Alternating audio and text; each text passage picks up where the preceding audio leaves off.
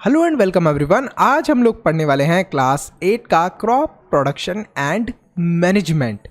अब ये जो क्रॉप्स है इन्हीं की वजह से तो हमारे पास फूड आता है। भैया ये सब तो ठीक है, लेकिन हमें फूड की जरूरत पड़ती क्यों है?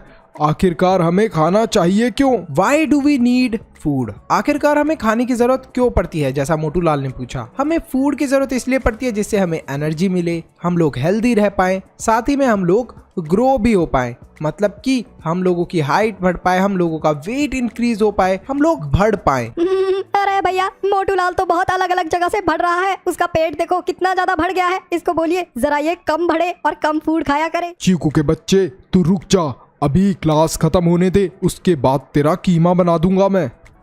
देख लो भैया, ये मोटू लाल फिर दोबारा कीमे की बात कर रहा है। इसको फिर खाना याद आ गया।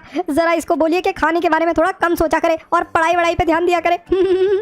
तो आई होप अब आपको क्लियर हो गया होगा कि हमें फूड की जरूरत क्यों पड़ती है। हमें खाने की जरूरत पड़ती है जिससे कि हमारी बॉडी क्या हो पाए, हमारी बॉडी को एनर्जी मिल पाए, हेल्दी रह पाए, ग्रो हो पाए, और अगर हमें कभी कोई चोट लग जाए तो वो भी जल्दी से ठीक हो पाए। लेकिन ये जो फूड है ये हमारे पास आता कहां से है? दो तरीके हैं जहां से हमारे पास फूड आता है, एक तो प्लांट्स और दूसरे एनिमल्स। अब एनिमल्स और प्लांट्स के पास कहां से फूड आता है? जो प्लांट्स हैं ज्यादातर वो अपना फूड खुद बनाते हैं through the process of photosynthesis, और जो एनिमल्स होते हैं वो प्लांट्स को खाकर अपनी एनर्जी कंप्लीट कर लेते हैं। जैसे कि आपने चिकन को देखा होगा, चिकन क्या करती है? घास को खा लेती है। घास इज अ प्लांट। जब वो ग्रास को खा लेती है फिर आप चिकन को खा लेते हो। तो इस तरीके से ग्रास को एनर्जी मिलती है और चिकन को खाकर खुद एनर्जी ले लेते हो।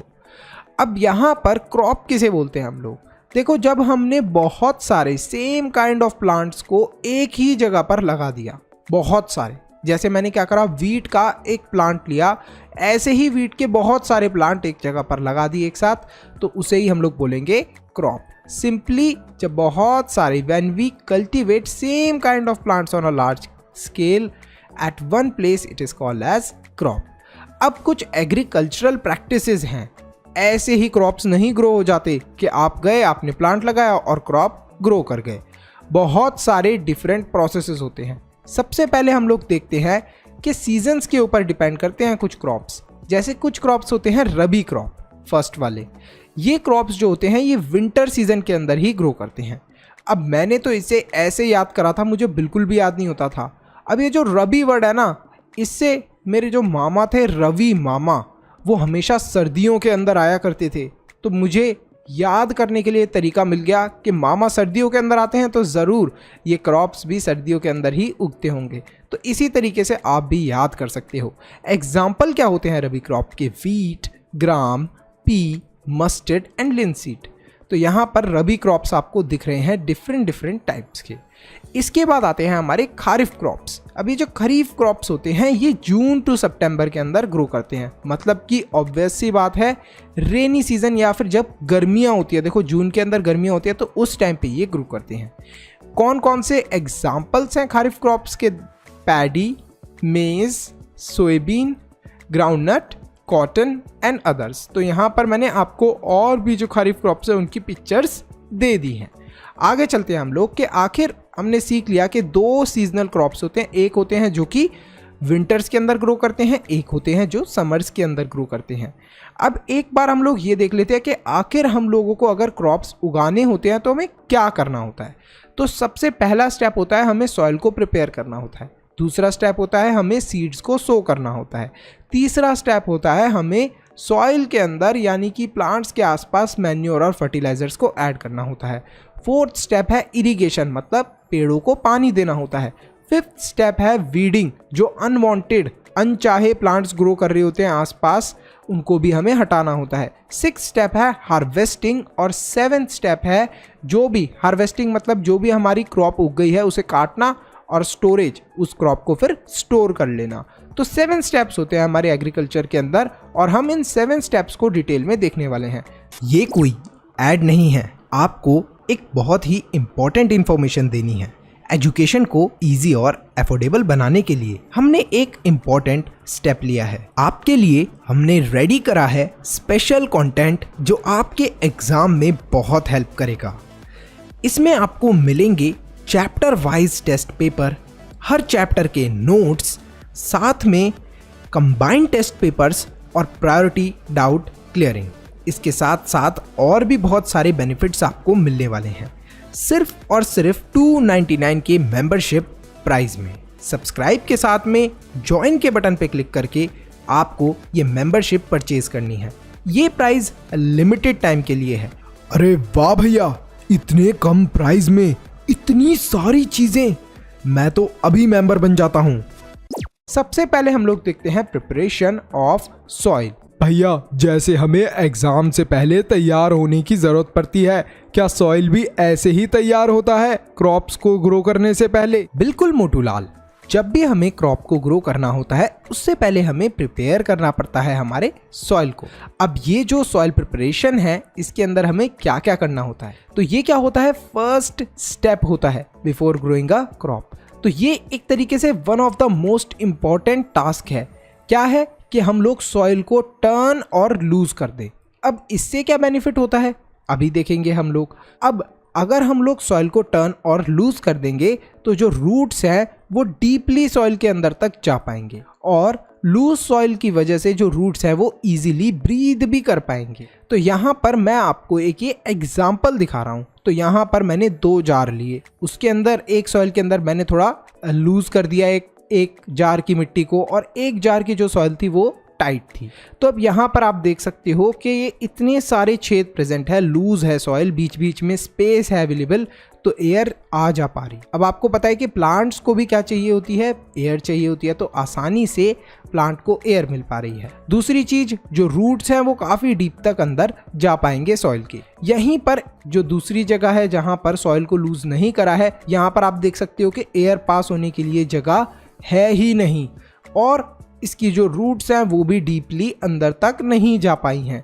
तो यहाँ पर हमारा ये जो कंसेप्ट है क्लियर होता है कि क्यों इम्पॉर्टेंट है सॉइल को टर्न और लूज करना।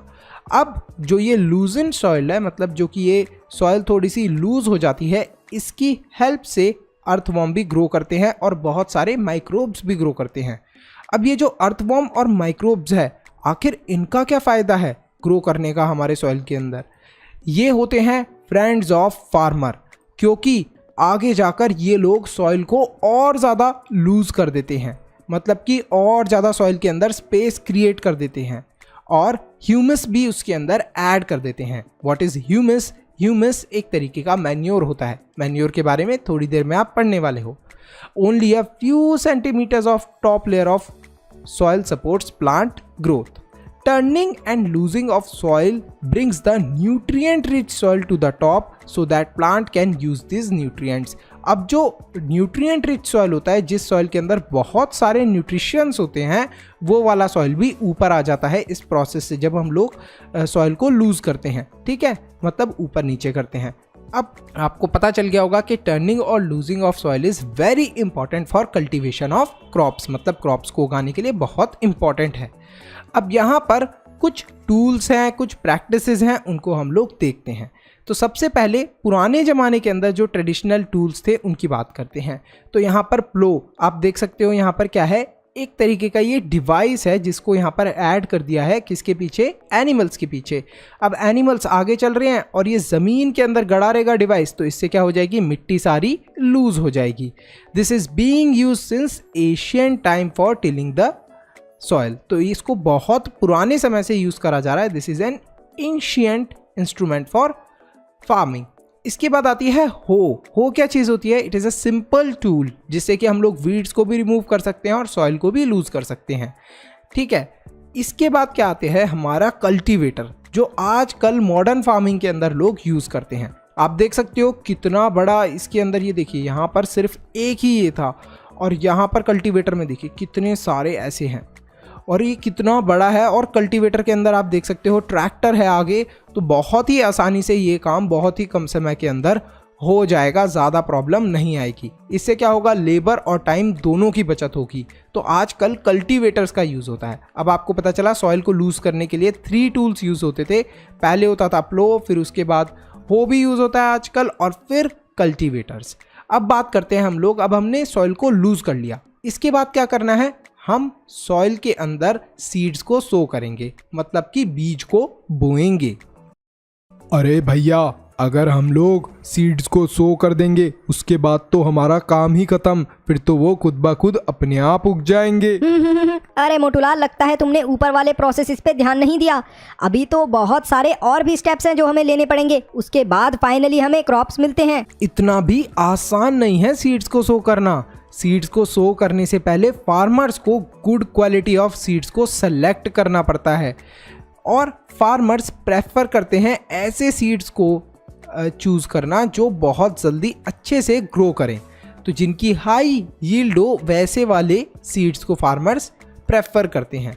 तो सबसे पहले हम लोग देखते हैं ट्रेडिशनल टूल को। अब ट्रेडिशनल टूल के अंदर क्या होता था, ये आप देख रहे हो कि एक तरीके से यहाँ पर एक पाइप कनेक्ट कर दिया है और ये एनिमल्स हैं, ये क्या कर रहे हैं, आगे चलते जाएंगे और इस पाइप के अंदर ये दोनों फार्मर्स सीड्स डालते जाएंगे और ये सीड्स फिर अर्थ के अंदर अपने आप जाते जाएंगे और ग्रो हो जाएंगे।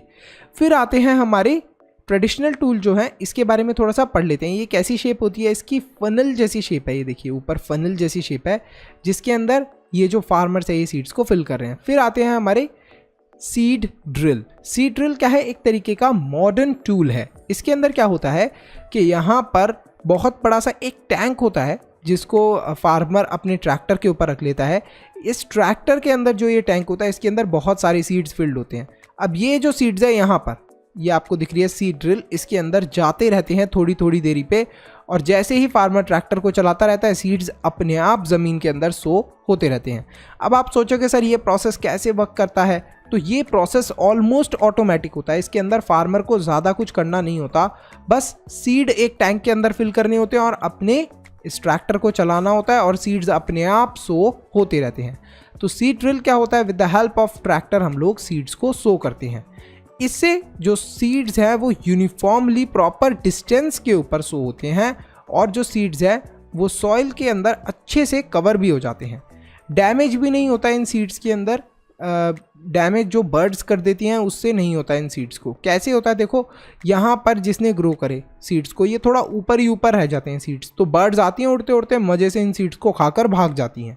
लेकिन यहाँ पर क्या होता है, काफ़ी अंदर तक सीड्स चले जाते हैं, तो जो बर्ड्स है वो अंदर तक सॉइल के नहीं जा पाती और डैमेज सीड्स को नहीं कर पाती, उन सीड्स को नहीं खा पाती। तो यहाँ पर हमें समझ में आ गया अच्छे से दो मेथड्स ऑफ सोइंग प्लांट्स। इसके बाद हमें ऐड करना होता है मैन्योर और फर्टिलाइज़र।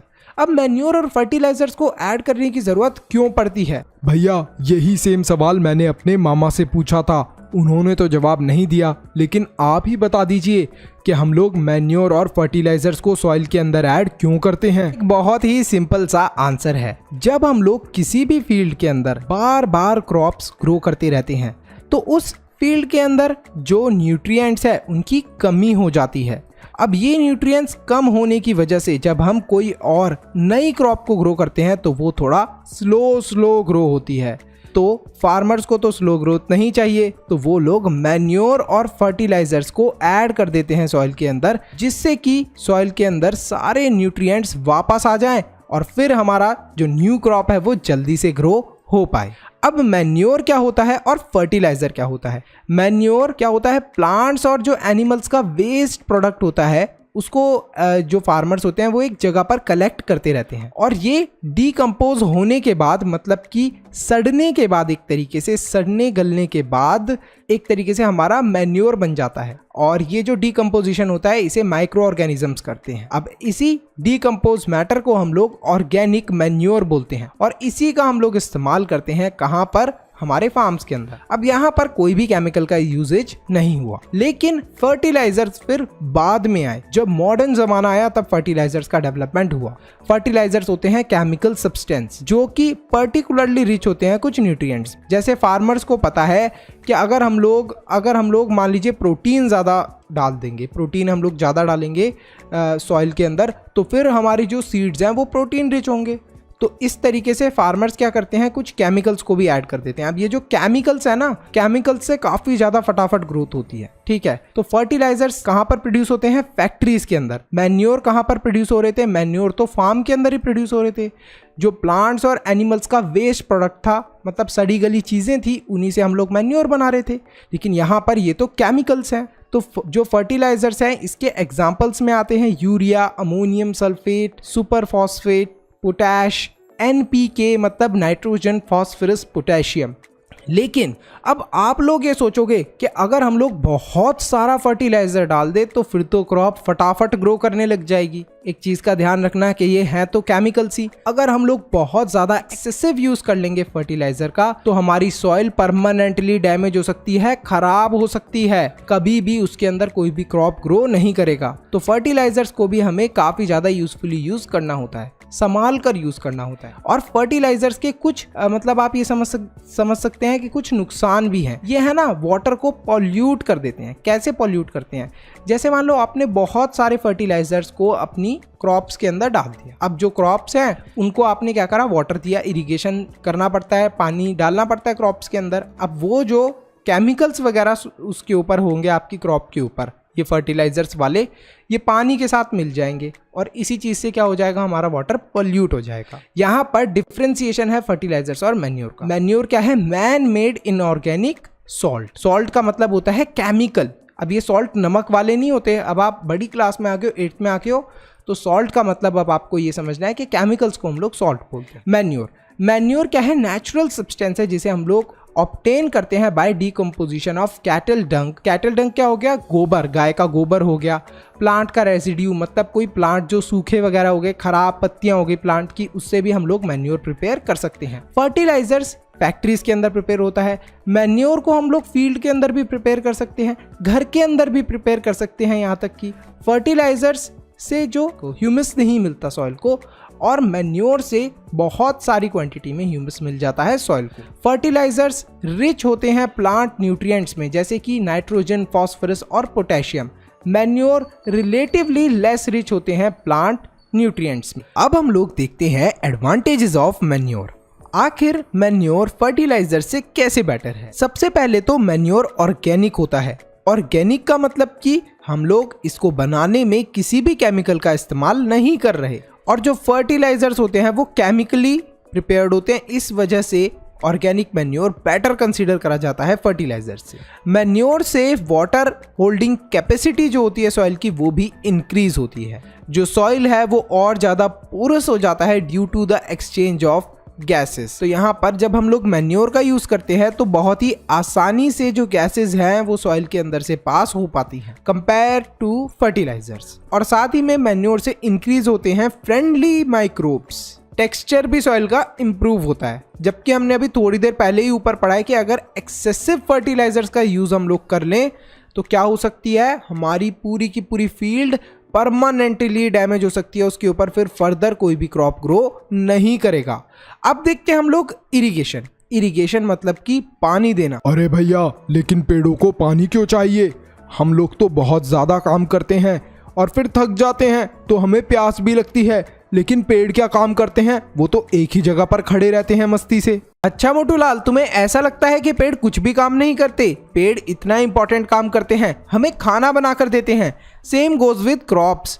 अब यहाँ पर हम लोग जो क्रॉप्स हैं उन्हें डिफरेंट टाइम इंटरवल पर वाटर सप्लाई करते हैं। अब जैसे आपको प्यास लगती है, आपको क्या एक बार में पूरा एक दिन का इकट्ठा पानी पी लेते हो क्योंकि आपको पता है कि दिन में पानी पीना पड़ेगा? ऐसा थोड़ा ना करते हो। आप भी तो कभी सुबह थोड़ा पानी पीते हो, फिर दोपहर में थोड़ा पानी पी लेते हो, फिर शाम को थोड़ा थोड़ा पानी पी लेते हो। ऐसे ही क्रॉप्स को भी अलग अलग टाइम पर वाटर देना होता है। और ये जो हम लोग वाटर की रिक्वायरमेंट है अलग अलग क्रॉप्स की अलग अलग होती है। जैसे अगर मैं आपसे राइस की क्रॉप की बात करूं तो उधर हमें पानी ज्यादा देना पड़ता है, उनकी वाटर की रिक्वायरमेंट ज्यादा होती है compare to other crop. Season to season भी ये डिफरेंस आता है। अब क्रॉप्स को वाटर देने के और भी बेनिफिट हैं। क्रॉप्स एक तो ग्रो करती हैं अच्छे से, साथ ही में हम लोग क्रॉप्स को प्रोटेक्ट करते हैं from Frost and hot air currents. Hot air currents जो हम लोग बोलते हैं गरम गरम जो हवा होती है उससे, और फ्रॉस्ट। अब फ्रॉस्ट का मतलब क्या होता है, कोई बच्चा मुझे बता सकता है कमेंट सेक्शन के अंदर? फटाफट कमेंट करके बताना। लेकिन अब हमें ये पता चला कि वाटर इतना इंपॉर्टेंट है, लेकिन ये वाटर आता कहाँ से है? Sources of irrigation. The source of irrigation are wells, tubewells, ponds, lakes, river, dams, canals. तो यहाँ सबसे पानी आता है। अब पानी हमें पता चला कि यहाँ से आता है, लेकिन हम वहाँ से पानी लेकर कैसे आए अपनी फील्ड तक? तो इसके लिए ट्रेडिशनल सिस्टम्स भी हैं और कुछ मॉडर्न सिस्टम्स भी हैं। अगर हम लोग ट्रेडिशनल सिस्टम की बात करें तो ये वाले मेथड्स काफ़ी चीप थे, लेकिन बहुत इनएफिशिएंट थे, लेस एफिशिएंट थे, मतलब कि काफ़ी अच्छे से काम ये मेथड्स नहीं करते थे। वाटर की रिक्वायरमेंट हम फील्ड की पूरी नहीं कर पाते थे इन सिस्टम से। एक तो है मोट पुली सिस्टम, फिर है चेन पंप, फिर देखली और फिर राहत। एक एक करके हम देख लेते हैं। तो मोट पुली सिस्टम कुछ इस तरीके से दिखता है। इसमें क्या करा है, एक फार्मर ने मोट पुली सिस्टम लगा दिया है और जो आपका कुआं होता है, वेल होता है, उससे पानी निकाल रहा है। फिर आता है हमारा चेन पंप सिस्टम। अब यहाँ पर एक चेन है, ये क्या कर रही है, वाटर को कलेक्ट करके आपकी फील्ड तक दे पा रही है। फिर क्या हुआ है, फिर देखली के अंदर क्या करा है, फार्मर ने काफी स्मार्टली एक बाल्टी को कनेक्ट करा है डंडी से और पीछे एक पत्थर को रख दिया है। अब वाटर को ये निकाल के डालता जाएगा अपनी फील्ड के अंदर और फिर दोबारा से बकेट हो गई, इसको नीचे भेज देगा वेल के अंदर और पानी दोबारा कलेक्ट हो जाएगा। अब देखली के अंदर क्या होता है, देखली के अंदर थोड़ा सा ऑटोमेटेड सिस्टम होता है। यहाँ पर एक हम लोग क्या करते हैं, एक बैल टाइप जो हो गया हमारा, आप समझ सकते हो कि कोई एनिमल हो गया, फार्म एनिमल, उसको बांध देते हैं। वो गोल गोल घूमता है और गोल गोल जब घूमता है तो ये जो पहिया है ये भी गोल गोल घूमता है। इन दोनों मशीन से हम इन दोनों को कनेक्ट कर देते हैं, तो जो वाटर है वो अपने आप बाहर आता रहता है और हमारी फील्ड के अंदर जाता रहता है। तो ये क्या हो गया हमारा राहत। हमने चारों सिस्टम्स देख ली, ये थे हमारे ट्रेडिशनल सिस्टम। लेकिन कुछ मॉडर्न मेथड्स ऑफ इरिगेशन भी हैं। जो मॉडर्न मेथड ऑफ इरिगेशन है उससे हम लोग वाटर को इकोनॉमिकली यूज कर सकते हैं, बहुत ही अच्छे से यूज कर सकते हैं, वेस्ट नहीं होता है इसमें वाटर। एक तो है स्प्रिंकल सिस्टम। स्प्रिंकल सिस्टम के अंदर क्या होता है, फुव्वारे लग जाते हैं। ये देख रहे हो आपने जरूर अपने स्कूल के गार्डन में देखा होगा कि एक पाइप लगा होता है बीच में सेंटर में और वो गोल गोल गोल गोल चारों तरफ पानी देता है। तो इसी तरीके से ये स्प्रिंकल सिस्टम होता है। ये आप देख सकते हो यहाँ पर स्प्रिंकलर्स लगे हैं जो गोल गोल घूम के चारों तरफ फील्ड में पानी देते हैं। फिर आता है ड्रिप सिस्टम। ड्रिप सिस्टम के अंदर क्या होता है, देखो हम लोग कुएं के अंदर से एक मोटर को कनेक्ट कर देते हैं और ये मोटर पानी को फेच करती है, बाहर लाती है और एक पाइप लगा देते हैं हम लोग। अब ये जो पाइप लगाई है ना, इसमें बिल्कुल पास में हम लोग हर एक क्रॉप के पास में थोड़ा थोड़ा पीस इस पाइप का कट कर देते हैं, जिससे कि एक एक दो दो बूंद इन क्रॉप्स के पास वाटर पहुंचता रहे। तो ये क्या हो गया, ये हमारा ड्रिप सिस्टम हो गया। ये कौन से हमारे सिस्टम्स थे, ये थे मॉडर्न, और ये वाले कौन से थे, ट्रेडिशनल।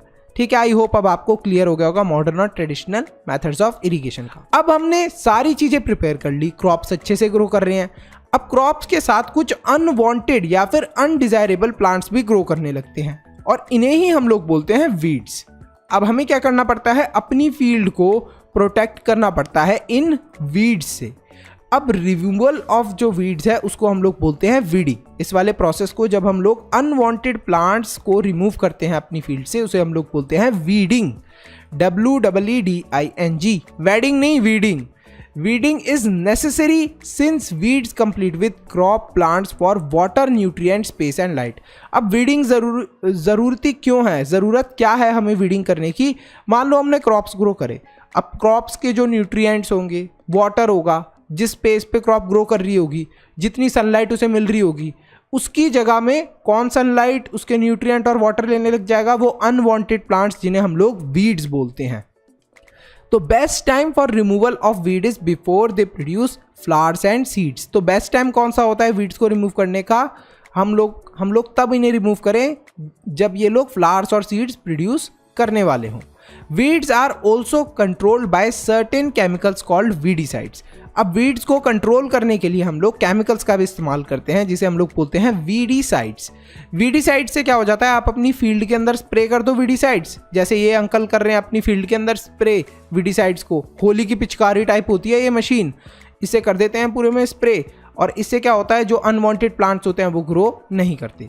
अब वीडीसाइड्स के यहाँ पर कुछ एग्जाम्पल दिए हैं 2 and 4D, तो ये हमारे होते हैं weedicides. These are spread in the field, इनको स्प्रे कर देते हैं फील्ड के अंदर और इससे सारे वीड्स खत्म हो जाते हैं। लेकिन क्या जो ये हमारे वीडीसाइड्स होते हैं, वीडीसाइड से क्या हमारी क्रॉप्स भी डैमेज हो सकती हैं? बिल्कुल नहीं, हमारी क्रॉप्स डैमेज नहीं होती। The weedicides are diluted with water. हम लोग वीडीसाइड्स के अंदर थोड़ा सा पानी मिलाते हैं और फिर स्प्रे कर देते हैं फील्ड के अंदर, इसी से वीड्स खत्म हो जाते हैं। तो ये नया मेथड है। पहले ज़माने में तो ये होता था कि लोग अपने हाथों से उखाड़ते थे जो अनवांटेड प्लांट होते थे। अनवांटेड प्लांट में जैसे घास वगैरह होगी, घास तो कोई नहीं खाता, घास तो सिर्फ एनिमल्स खाते हैं। तो ये क्या करते थे, अनवांटेड प्लांट्स जैसे घास उग गई कहीं फील्ड के अंदर क्रॉप्स के साथ में, तो उन्हें फिर अपने हाथों से निकालते थे पुराने ज़माने में। लेकिन अब तो किसका यूज़ कर लेते हैं, वीडीसाइड्स का। अब बात करते हैं हार्वेस्टिंग की। हार्वेस्टिंग मतलब कि अब हमारी क्रॉप उग गई, अब हमें क्या करना पड़ेगा, हमारी मैच्योर क्रॉप्स को कट करना पड़ेगा। The cutting of crops after it is mature is called harvesting. अब हार्वेस्टिंग के लिए अलग अलग प्रोसीजर्स होते हैं। तो मैन्युअली हम लोग करते हैं सिकल के साथ, या फिर हम लोग मशीन का भी यूज़ करते हैं जिसका नाम होता है हार्वेस्टर। अब देखो मैन्युअली ऐसे होता है, ये आपको सिकल दिख रहा है, एक चाकू जैसी चीज़ होती है गोल सी, जिससे हम लोग अपनी जो भी क्रॉप्स होती है उन्हें काटते रहते हैं और कलेक्ट करते रहते हैं। तो ये जो प्रोसेस है ये काफ़ी ज़्यादा टाइम ले लेता है। ट्रेडिशनल मेथड है, पुराने ज़माने में ऐसे ही लोग करते थे, अभी भी कई जगहों पर यही मेथड फॉलो होता है। लेकिन अब जो मॉडर्न टेक्नोलॉजी है उसके अंदर लोग यूज़ करते हैं हार्वेस्टर का।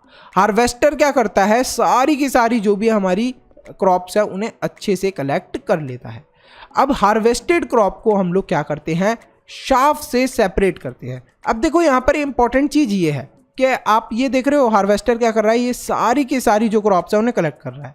लेकिन इसमें खाने वाली चीज़ कौन सी है, खाने वाली चीज़ है बस ऊपर वाली, और नीचे क्या है, बिल्कुल घास है। अब इस घास को भी तो अलग करना पड़ेगा हमें, जो हमारी मेन क्रॉप है उससे। तो हम लोग इसको कैसे अलग करें, इसको अलग करने का तरीका होता है विनोइंग के थ्रू। तो farmers with small holdings of lands do the separation of grains by shaft by winnowing. तो विनोइंग का प्रोसेस यूज करते हैं। अब देखो विनोइंग में क्या होता है, हमने सारे क्रॉप्स को कलेक्ट करा, क्रॉप्स को थोड़े डिस्टेंस से हम लोगों ने ज़मीन के ऊपर गिराया, तो जो हमारी सीड्स होते हैं वो हैवी होते हैं क्रॉप्स के, या जो क्रॉप्स होते हैं वो हैवी होते हैं, वो नीचे आ जाते हैं, ग्रेन्स जो होते हैं। और जो हस्क मतलब जो घास होती है वो हवा के अंदर उड़ जाती है।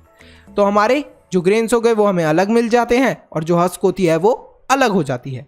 अब इसके अंदर शायद थोड़ी बहुत हस्क मिक्स हो जाती होगी, उसको हम लोग हाथ से भी सेपरेट कर सकते हैं। लेकिन मेजॉरिटी ऑफ जो घास होती है, हस्क होती है, वो इसी प्रोसेस में विनोइंग में निकल जाती है। अब हमारे पास तैयार हैं फाइनली ग्रेन्स। आपको पता चला कि अब फूड को वेस्ट क्यों नहीं करना चाहिए, इतने मुश्किल से बेचारा फूड प्रिपेयर हुआ है। अब हमें इसको स्टोर करना पड़ता है। तो storage of produce is an important task. सबसे इंपॉर्टेंट टास्क है इसको स्टोर करना। स्टोर करने के लिए लोग क्या करते हैं, इनको प्रॉपर्ली ड्राई कर देते हैं, सुखा देते हैं धूप के अंदर, जिससे कि मॉइस्चर जो है वो रिड्यूस हो जाए क्रॉप्स के अंदर से, हमारी जो ग्रेन्स है उनके अंदर से। और मॉइस्चर रिड्यूस होने से क्या होता है, इंसेक्ट्स हो गए, बैक्टीरिया हो गए और फंगाई हो गए, इन सब से प्रोटेक्शन मिल जाती है। क्यों हम लोग इनको ड्राई करते हैं सन के अंदर, मॉइस्चर क्यों इसका रिड्यूस करते हैं, to protect them from all these things. तो फार्मर्स क्या करते हैं, स्टोर करते हैं अपने ग्रेन्स को जूट बैग्स के अंदर। आपने देखा होगा ब्राउन कलर के होते हैं बैग, बोरा बोलते हैं जिन्हें हिंदी में हम लोग, उसके अंदर स्टोर करते हैं। कुछ इस तरीके से दिखते हैं बैग, आपने देखे होंगे ऑब्वियसली। तो यहाँ पर दो जगहें हैं जहाँ पर स्टोर करते हैं, एक तो सिलोज और फिर दूसरा ग्रैनियर्स। तो ग्रैनियर्स और सिलोज के अंदर हम लोग स्टोर करते हैं हमारे क्रॉप्स को। Large scale storage of grain is done in silos. बहुत सारे आपको ग्रेन स्टोर करने हो तो आप किसका इस्तेमाल करते हो, सिलोज का। और जो ग्रैनियर्स होते हैं ये प्रोटेक्ट करते हैं हमारे इन क्रॉप्स को, हमारे इन ग्रेन्स को from paste like rats, insects. और ड्राइड नीम लीफ हम लोग इनके अंदर यूज़ करते हैं, जिससे कि स्टोर कर पाए हमारे फूड ग्रेन्स को अच्छे से। तो अब ये ड्राइड नीम लीव्स कब यूज़ करते हैं हम लोग, जब हमें कुछ ग्रेन्स अपने घर पर रखने हो। अब फार्मर्स ऐसा तो नहीं है कि सारे के सारे ग्रेन्स को सेल कर देंगे, कुछ ग्रेन्स को वो लोग अपने घर पर खाने के लिए भी बचा कर रखते हैं, तो उसके अंदर वो ड्राइड नीम लीफ ऐड कर देते हैं। For storing large quantity of grains in big godowns, specific chemical treatments are required to protect them from pest and microorganisms. अब आपने ग्रैनियर्स देखा, सिलोज देखा, इसके अंदर हम लोग केमिकल्स का यूजेज करते हैं, जिससे कि यहाँ पर रैट, चूहे ना आए, कोई कीड़ा ना आए, माइक्रो ऑर्गेनिजम्स अटैक ना करें। तो इन सब चीज़ों से हम लोग बचा पाते हैं। अब बात करते हैं एनिमल हस्बेंड्री की। Animal husbandry, animals reared at home or in farms have to be provided with proper food, shelter and care. When this is done on a large scale, it is called as animal husbandry. तो हमें जितना book के अंदर detail में बताया उतना ही मैं आपको एक्सप्लेन कर रहा हूँ। एनिमल हस्बेंड्री के अंदर क्या होता है, हम लोग एनिमल्स को पालते हैं अपने घर के अंदर या फार्म के अंदर, जिससे कि हमें खाना पीने की चीज़ मिल पाए।